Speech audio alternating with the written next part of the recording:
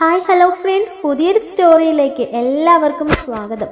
അങ്ങനെ നമ്മുടെ ആദർശൊക്കെ തിരികെ എത്തിയല്ലോ. അങ്ങനെ അഭിയുടെ എല്ലാ പ്ലാനുകളും ഇങ്ങനെ ചീറ്റി പോകുകയാണ്. എന്നിട്ടും അഭി അവിടം കൊണ്ടൊന്നും അവസാനിപ്പിക്കുന്നില്ല. അഭിയും ജലജയും കൂടി കട്ടയ്ക്ക് തന്നെ ഓരോരോ പ്ലാനിങ്ങുകൾ ഇങ്ങനെ നടത്തിക്കൊണ്ടിരിക്കുകയാണ് കേട്ടോ. ഇതിനിടയ്ക്ക് അഭിയുടെ സഹോദരി അങ്ങ് വിദേശത്തു നിന്ന് എത്തുന്നൊക്കെ ഉണ്ട് കേട്ടോ. അങ്ങനെ ഇനി അഭിയുടെ പെങ്ങളുടെ ഓരോരോ കലാപരിപാടികളൊക്കെ ആയിരിക്കും അവിടെ നടക്കുന്നത്. അതും ചീറ്റിയൊക്കെ പോകുന്നുണ്ട് കേട്ടോ. എല്ലാം നയനക്കെതിരായിട്ടുള്ള പണികളായിരിക്കും. പക്ഷെ ദേവയാനിയും മുത്തശ്ശിയും ഒക്കെ നയനയുടെ കൂടെ കട്ടയ്ക്ക് ഇങ്ങനെ സപ്പോർട്ട് ഉള്ളത് കൊണ്ട് തന്നെ അതൊന്നും നയനയുടെ രോമത്തിൽ പോലും ഏൽക്കുന്നില്ല കേട്ടോ. അങ്ങനെ എന്തൊക്കെ ചെയ്താലും ഏതൊക്കെ ചെയ്താലും എല്ലാം ഇങ്ങനെ തകർന്നടിയുകയാണല്ലോ എന്ന് ഓർത്തിട്ട് ജലജയും അതുപോലെ തന്നെ അഭിയും ആകെ വിഷമത്തിലിരിക്കുകയായിരിക്കും കേട്ടോ.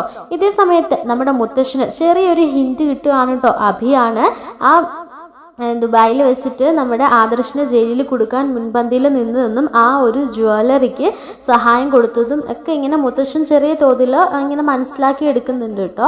അതുവഴി മുത്തശ്ശനാണെങ്കിൽ അഭിയോട് നല്ല ദേഷ്യവും അതുപോലെ തന്നെ അഭിയെ ഇനി ഈ വീട്ടിൽ വെച്ച് പൊറിപ്പിക്കണ്ട എന്ന് തന്നെ തീരുമാനം എടുക്കായിരിക്കും കേട്ടോ. അപ്പോൾ വീട്ടിലുള്ള മറ്റാരും തന്നെ ഈ കാര്യങ്ങളൊന്നും അറിഞ്ഞിട്ടുണ്ടായിരിക്കില്ലേ. അഭി ഇങ്ങനെ ഓരോരോ തെറ്റുകൾ ചെയ്ത് ഈ അനന്തപുരി തറവാട്ടിൻ്റെ പേര് തന്നെ കളങ്കം വരുത്തിയിരിക്കുകയാണ്. ഇവിടെ ഉള്ളവരെ തന്നെ അപായപ്പെടുത്താനും അതുപോലെ തന്നെ അവരുടെ പേരുകൾക്ക് കളങ്കം വരുത്താനും ശ്രമിക്കുന്ന അവൻ ഇനി ഈ വീട്ടിൽ വെച്ച് ഇനി വാഴാൻ ഞാൻ അനുവദിക്കില്ല എന്നൊക്കെ ഇങ്ങനെ മുത്തശ്ശൻ മനസ്സിൽ ഓർക്കുന്നുണ്ട് കേട്ടോ. എങ്കിലും മുത്തശ്ശൻ ഈ കാര്യങ്ങളൊന്നും തന്നെ ആരെയും അറിയിക്കുന്നില്ല കേട്ടോ. ഇതെവിടം വരെ പോകും, ഇതിൻ്റെ സത്യാവസ്ഥ എന്താ എന്നതിന് ശേഷം മാത്രം കാര്യങ്ങളൊക്കെ നമുക്ക് നോക്കാം എന്നൊക്കെയുള്ള ആലോചനയിൽ മുത്തശ്ശൻ ഇങ്ങനെ ഇരിക്കുകയായിരിക്കും കേട്ടോ.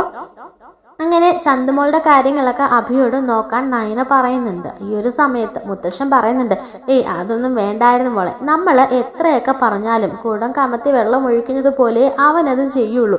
അതുകൊണ്ട് തന്നെ എന്തൊക്കെ പറഞ്ഞാലും അവൻ അതൊന്നും ചെയ്യാൻ പോകുന്നില്ല. നമ്മൾ വെറുതെ പറയാമെന്ന് മാത്രമേ ഉള്ളൂ എന്ന് പറയുമ്പോൾ ആദർശും അനിയും ഒക്കെ പറയുന്നുണ്ട്, അങ്ങനെ പറഞ്ഞിട്ട് കാര്യമില്ലല്ലോ അച്ഛാ. പേരുദോഷം മുത്തശ്ശ, പേരുദോഷം മുഴുവൻ എനിക്ക്. അതെല്ലാം പോട്ടെ, അവൻ്റെ കുഞ്ഞല്ലേ, ആ കാര്യം അവന് മറ്റാരേക്കാളും നന്നായിട്ട് അറിയാം. അതറിയാത്തത് അവൻ്റെ ഭാര്യയ്ക്കും കുഞ്ഞിനും മാത്രമേ ഉള്ളൂ. അതുകൊണ്ട് തന്നെ അവൻ ആ കാര്യങ്ങളെല്ലാം നല്ല രീതിക്ക് നോക്കി നടത്തി ചെയ്യണ്ടേ. ഒന്നുമില്ലല്ലോ, ഒരു കുറ്റബോധമല്ലേ അവന് വേണ്ടേ. അല്ലെങ്കിൽ അവൻ ചെയ്ത പാപങ്ങളൊക്കെ എവിടെ കൊണ്ട് തീർക്കാനാ എന്നൊക്കെ ഇങ്ങനെ പറയുമ്പോൾ മുത്തശ്ശൻ പറയുന്നുണ്ട്, അത് ശരിയാ, ഈ കുഞ്ഞിനെ നോക്കുകയും വളർത്തുകയും ഒക്കെ ചെയ്യുന്നതിലൂടെ അവൻ ചെയ്ത പാപയിലും കഴുകിക്കളയുമെന്ന് വിചാരിച്ച. പക്ഷെ അതൊന്നും നടപടിയാവുന്ന കേസല്ല. അവൻ ഇങ്ങനെ കുറേ സ്വത്ത് മാത്രം കൊടുത്താൽ മതി, കുറേ കുരുട്ടുബുദ്ധിയും അതിന് ചേർന്നൊരു അമ്മയും കൂടെ ഉണ്ടല്ലോ, അത് മാത്രം മതി. അവനിങ്ങനെ നശിച്ചുകൊണ്ടിരിക്കുക, അത് അവൻ അറിയുന്നില്ല എന്നൊക്കെ പറയാൻ കേട്ടോ. എന്നിട്ട് പറയുന്നുണ്ട്, അധികം ചന്തുമോളെ അവനിലേക്ക് അടുപ്പിക്കേണ്ട. നമ്മൾ അറിയാതെ തന്നെ അവൻ എന്തെങ്കിലുമൊക്കെ ഗുരുത്തക്കേട് കാണിച്ചു വെക്കും, പിന്നെ അതിൻ്റെ പുറകെ നമ്മൾ നടക്കണം എന്ന് പറയുമ്പോൾ അനി പറയുന്നുണ്ട്, അത് മുത്തശ്ശൻ പറഞ്ഞത് സത്യ. ഈ അഭിയാണെങ്കിൽ എന്ത് വേണമെങ്കിലും ചെയ്യാൻ മടിയില്ലാത്തവനാ. അതുകൊണ്ട് ആ പിഞ്ചു കുഞ്ഞിനെ എന്തെങ്കിലും ചെയ്താലോ എന്ന് വരെ എനിക്ക് സംശയമുണ്ട് എന്ന് പറയാൻ കേട്ടോ. അപ്പോൾ നയന പറഞ്ഞിട്ട് അത്രയ്ക്കൊന്നും അഭി ചെയ്യുമോ, അത്രയ്ക്കൊക്കെ ചെയ്യുമോ, ഒരു പിഞ്ചു കുഞ്ഞല്ലേ അത്, അതിനോട് ആ ഒരു ക്രൂരത കാണിക്കില്ല എന്ന് പറയുമ്പോൾ മുത്തശ്ശൻ പറയുന്നുണ്ട്, മോൾ ഇപ്പോഴും ആ മോളുടെ മനസ്സിൻ്റെ നന്മ കൊണ്ട് അങ്ങനെ ചിന്തിക്കുകയുള്ളൂ. പക്ഷെ അഭിയുടെ സ്വഭാവം മോൾക്ക് ഇപ്പോഴും മനസ്സിലാക്കിയിട്ടില്ല. സ്വന്തം കൂടപ്പുറപ്പിനെ വരെ ചതിക്കാൻ ശ്രമിച്ചവനാ അവൻ. ഓരോ പെണ്ണുങ്ങളെ അവൻ കാണിച്ചു കൂട്ടാത്ത തെമ്മാടിത്തരങ്ങളൊന്നും ഇല്ലല്ലോ. അതുകൊണ്ട് അവനിൽ നിന്നും ഇതും ഇതിനപ്പുറവും പ്രതീക്ഷിക്കുക. അതുകൊണ്ട് മോളുടെ ഒരു കണ്ണ് എപ്പോഴും ചന്തുമോളുടെ കൂടെ വേണം എന്നൊക്കെ മുത്തശ്ശൻ പറയാനിട്ടോ. ഇതൊക്കെ കേട്ടിട്ട് നയനയ്ക്കും ആകെ ഒരു സങ്കടവും വേവലാതിയും ഒരു ഭയവും ഒക്കെ തോന്നുകയാണേ. അങ്ങനെ നമ്മുടെ ആദർശിൻ്റെ ആ ഒരു ജയിൽവാസത്തിന് പിന്നിൽ അഭിയാണോ എന്നൊരു കാര്യത്തിന് തീർച്ച വരുത്താൻ വേണ്ടിയിട്ട് അഭിയെ ഇങ്ങനെ വാച്ച് ചെയ്തുകൊണ്ട് നടക്കുന്നുണ്ട് കേട്ടോ. അഭി കോളി ചെയ്യുന്നതും അഭി പോകുന്നതും ഒക്കെ ഇങ്ങനെ നമ്മുടെ മുത്തശ്ശൻ ഇങ്ങനെ വാച്ച് ചെയ്യുന്നുണ്ട് കേട്ടോ.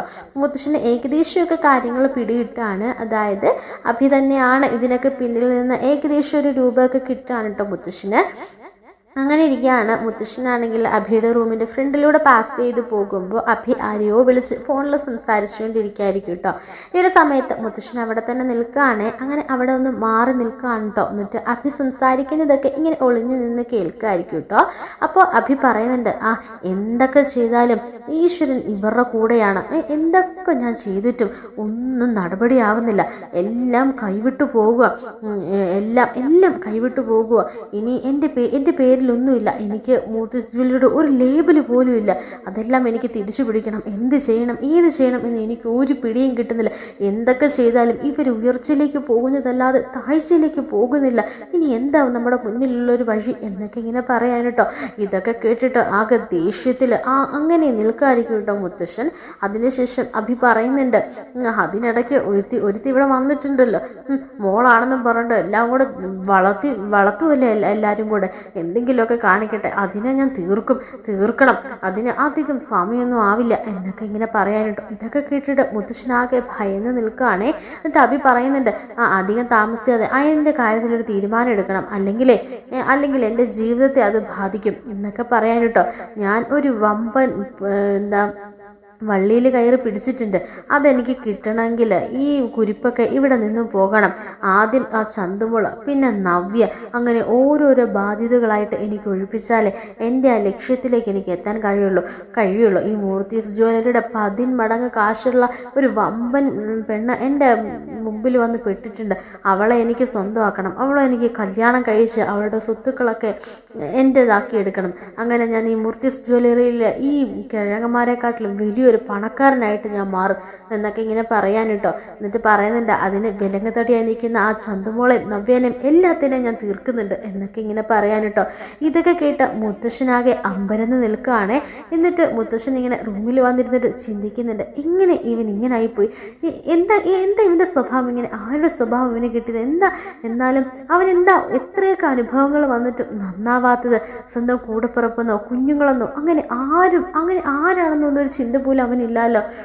അവൻ ഇനി അടുത്ത പെണ്ണിൻ്റെ പുറകെ പോകാണ്. അങ്ങനെ അവനെ ഞാൻ ബാധിക്കത്തില്ല. ഇനി ഈ ഒരു കുടുംബത്തിൽ ഒരു ദുരന്തം സംഭവിക്കാൻ ഞാൻ അനുവദിക്കില്ല എന്നിങ്ങനെ ആലോചിച്ച് ഇരിക്കുമായിരിക്കും കേട്ടോ. ഈ സമയത്ത് മുത്തശ്ശി വന്നിട്ട് മുത്തശ്ശിയോട് ചോദിക്കുന്നുണ്ട്, എന്താ ഇങ്ങനെ ആലോചിച്ചിരിക്കണേ, എന്ത് പറ്റി, എന്തെങ്കിലും വയ്യാഴികളൊക്കെ ഉണ്ടോ എന്നിങ്ങനെ ചോദിക്കുമ്പോൾ മുത്തശ്ശൻ പറയുന്നുണ്ട്, എന്താ ആലോചിച്ചിരിക്കുന്നതെന്നോ, ഇവിടെ ആലോചിക്കാതിരിക്കാൻ എന്തെങ്കിലും ഉണ്ടോ? ഓരോ ദിവസവും മിനിറ്റുകൾക്കുള്ളിൽ ഇങ്ങനെ ഓരോ കാര്യങ്ങൾ ഉണ്ടായിക്കൊണ്ടിരിക്കുകയല്ലേ. അതിന് നമ്മുടെ ചെറുമകനായ അഭിയാണെങ്കിൽ ഇങ്ങനെ ഓരോ കാര്യങ്ങൾ ചെയ്തുകൊണ്ടിരിക്കുകയല്ലേ, നല്ല നല്ല കാര്യങ്ങൾ. അതുകൊണ്ട് തന്നെ ഓരോ ദിവസം ഉറങ്ങാൻ പോലും പറ്റില്ല.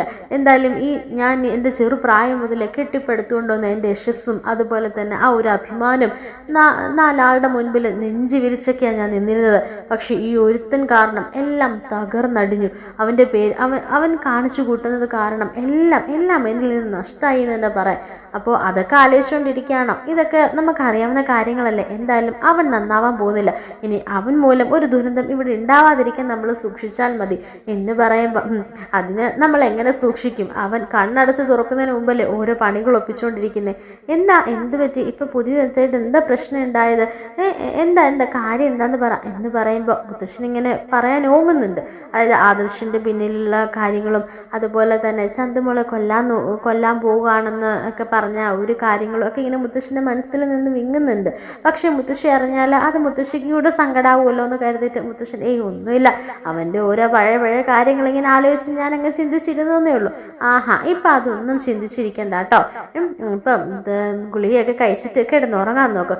ഒന്നാമതേ ഈയിടയിലും ഡോക്ടർ പറഞ്ഞതാ ആരോഗ്യമൊക്കെ വഷളായി വരികയാണ്. അതുകൊണ്ട് ഇനി ഓരോ കാര്യങ്ങൾ ആലോചിച്ച് ടെൻഷൻ അടിച്ച് അസുഖമൊന്നും കൂട്ടാൻ നിൽക്കണ്ട എന്ന് പറയുമ്പോൾ മുത്തശ്ശൻ പറയുന്നുണ്ട്, അധികകാലം ഇവിടെ ജീവിച്ചിട്ട് എന്ത് കിട്ടാനാ, ജീവിതമേ മടുത്തു, അങ്ങനൊന്നും പറയല്ലേ, നിങ്ങൾ ഈ മരുന്ന് കഴിച്ച് എന്ന് പറഞ്ഞ മുത്തശ്ശി മരുന്നൊക്കെ എടുത്തു കൊടുത്തിട്ട് മുത്തശ്ശനോട് ഉറങ്ങാൻ പറയാൻ കേട്ടോ.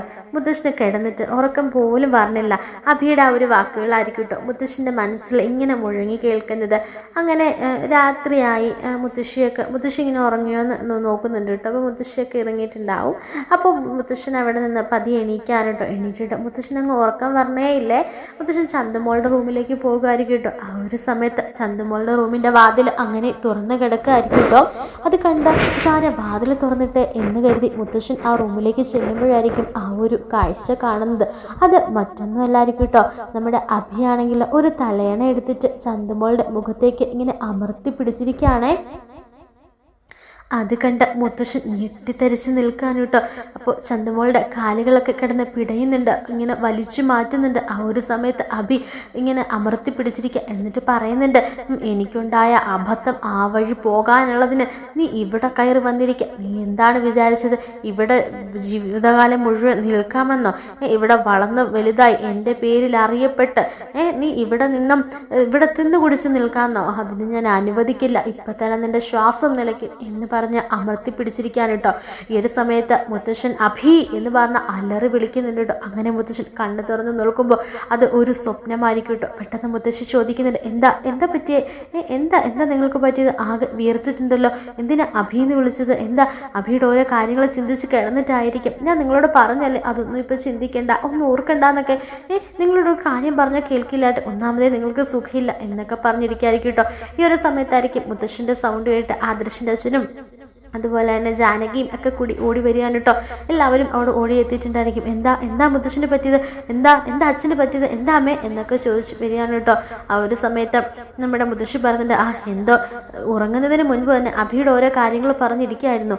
ഇപ്പോൾ അഭിന്ന് വിളിച്ചിട്ടാ ഒച്ചത്തിൽ അലറി വിളിച്ചത്, എന്തോ ഒരു ദുസ്വപ്നം കണ്ടതാ എന്ന് പറയുമ്പോൾ ആദർശം എന്ന് അടുത്തിരുന്നിട്ട് പറയുന്നുണ്ട്, എന്താ മുത്തശ്ശന് പറ്റിയത്?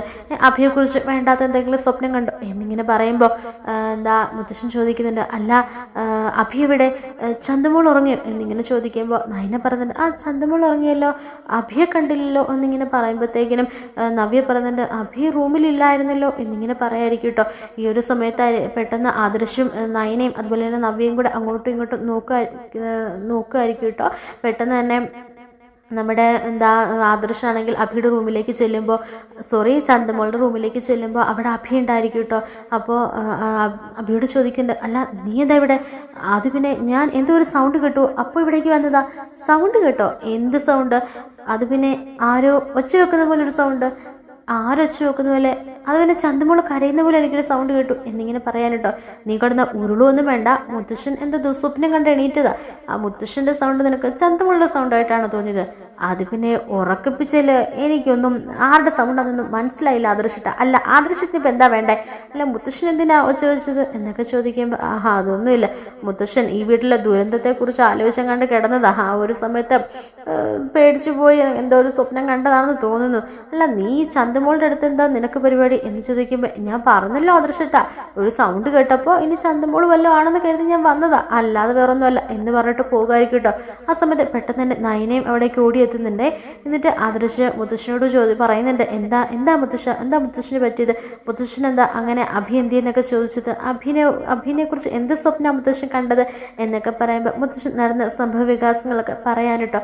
ഈ സമയത്ത് ആദർശ് നയനയോട് പറയുന്നുണ്ട്, അപ്പോൾ ആദർശ് ഞാനാണെങ്കിൽ അഭിയെ തിരക്കി ചെന്നപ്പോൾ അവിടെ ചന്തമോളുടെ റൂമിലല്ലായിരുന്നു അവൻ അവിടെ എന്തിനു വന്നതായിരിക്കും?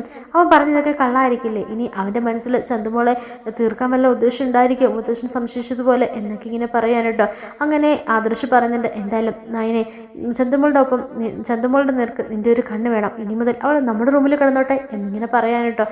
അത് മതി ആദർശിട്ട, അവൾ ആ ഒരു പിഞ്ചു കുഞ്ഞിനെ എങ്ങനെ അഭിക്ക് കൊല്ലാൻ സാധിക്കുന്നു? ഇങ്ങനെ അഭി വിട്ടിട്ട് കാര്യമില്ല, അഭിക്കെതിരെ എന്തെങ്കിലും ഒരു കാര്യം ചെയ്യേണ്ടിയിരിക്കുന്നു എന്നിങ്ങനെ പറയാൻ കേട്ടോ.